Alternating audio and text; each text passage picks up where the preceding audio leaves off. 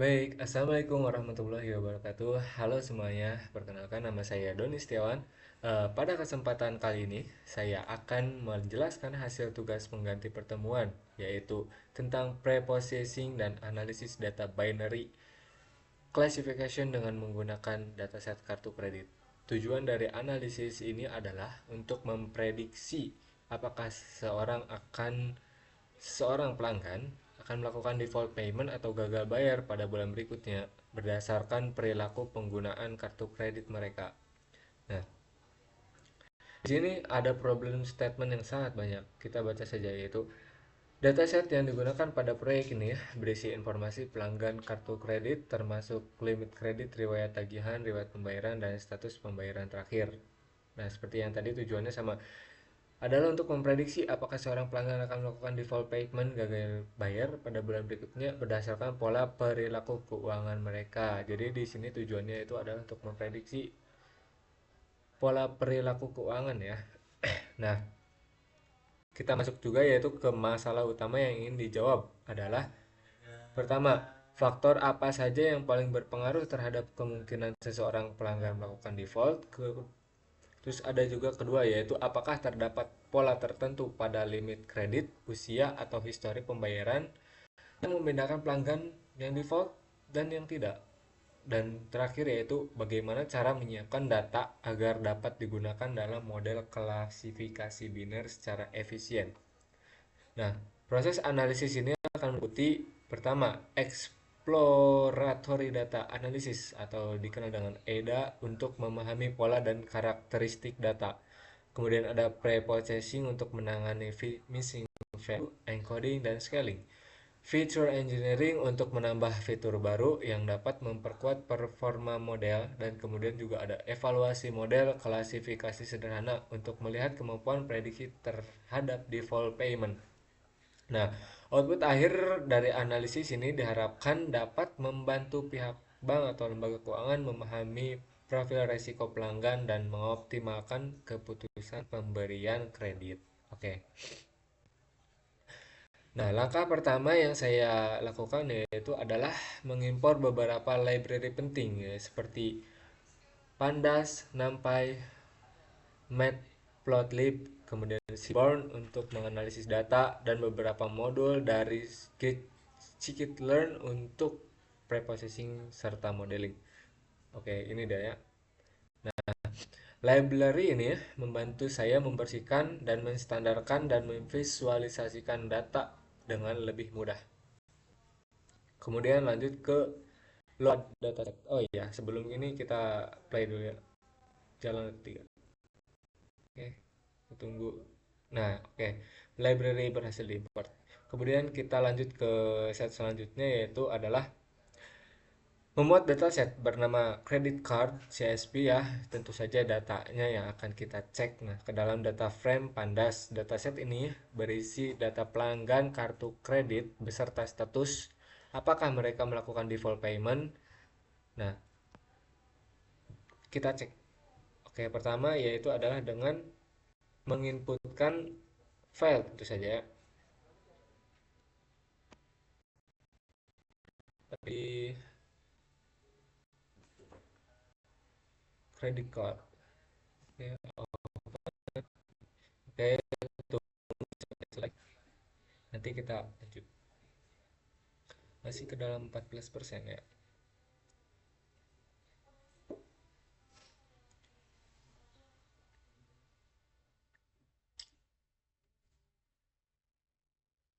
Lima puluh tujuh. Oke. Ke dalam data frame Pandas.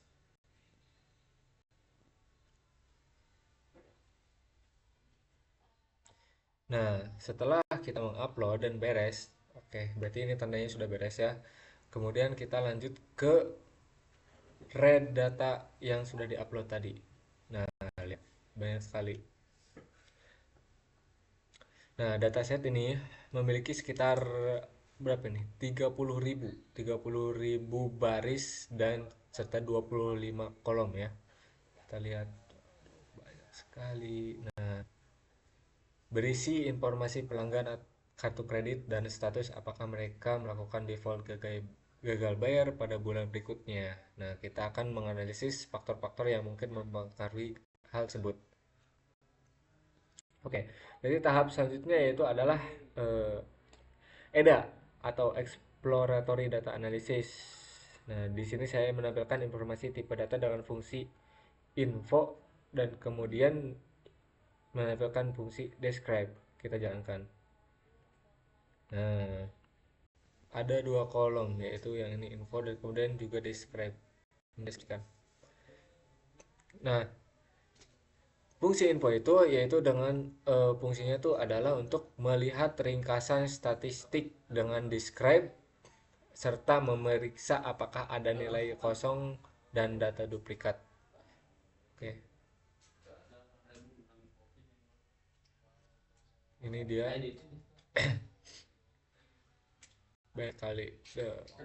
Ini penjelasan tambahannya, bisa Anda baca sendiri.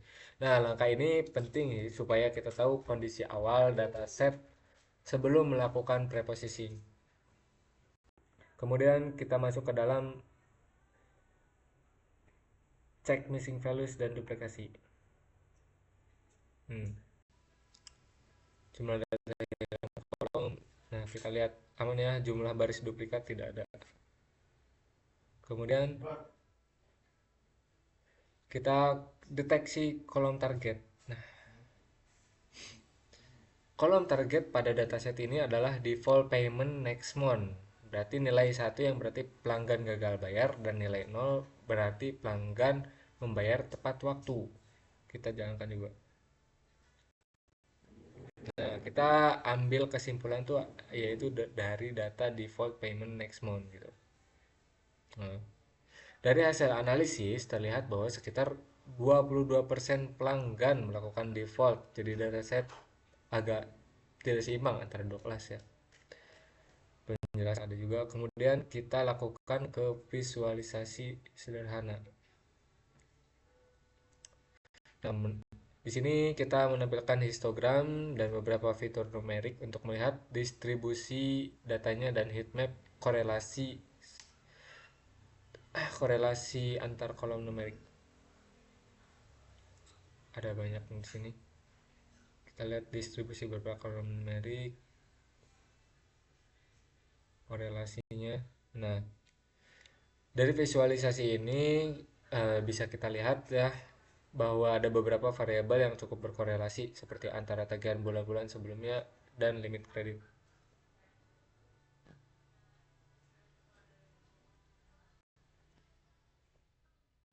Kemudian lanjut ke preprocessing, imputasi, encoding, dan scaling. Langkah ini menyiapkan data agar siap digunakan untuk model machine learning ya. Nah, di sini tuh disiapkan itu untuk memproses data numerik dan juga kategorikal. Nah, disiapkan. Oke.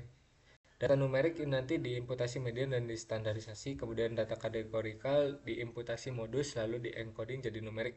Hasil akhir akan berupa data yang siap dipakai model.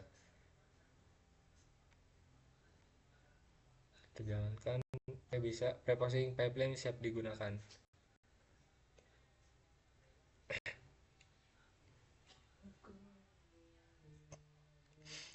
Atau bisa disebut juga jadi pengertiannya gini, data numerik nih saya isi nilai kosongnya dengan median, kemudian lalu saya scaling dengan standar scalar, sementara data kategorikal diisi dengan nilai paling sering kemudian diubah menjadi numerik menggunakan one hot encoding. Pipeline ini memudahkan saya agar semua langkah preprocessing bisa dijalankan otomatis dan konsisten. Kemudian kita masuk ke dalam fitur engineering atau menambah fitur baru. Nah,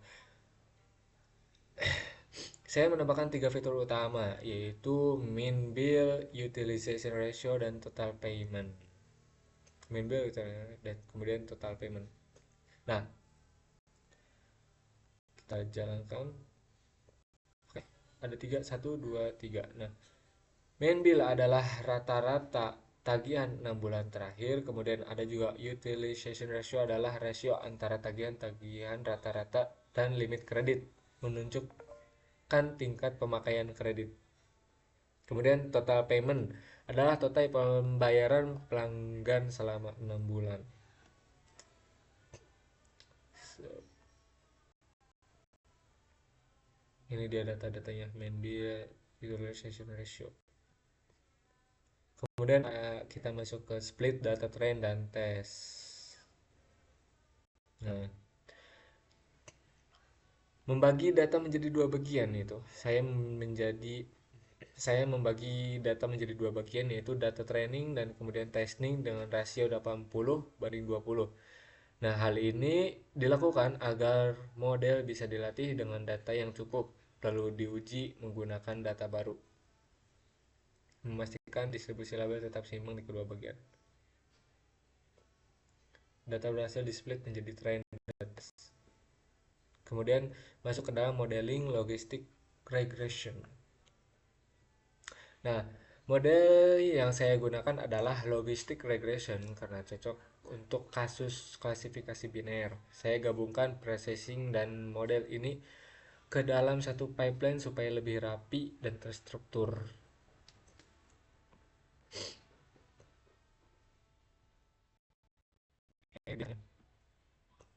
Nah, setelah model dilatih, saya evaluasi hasilnya menggunakan classification report dan ROC EUC score. Nah, hasilnya itu menunjukkan akurasi sekitar 81%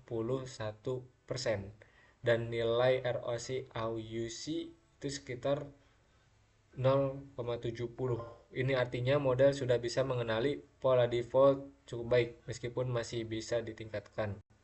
Nah, oke.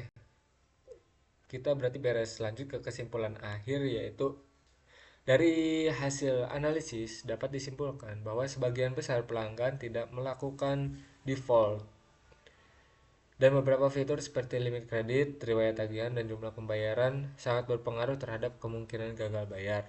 Nah, kemudian model logistic regression juga sudah cukup baik untuk baseline, tapi masih bisa dikembangkan dengan metode balancing data atau algoritma lain seperti random forest. Demikian penjelasan saya. Terima kasih sudah menonton.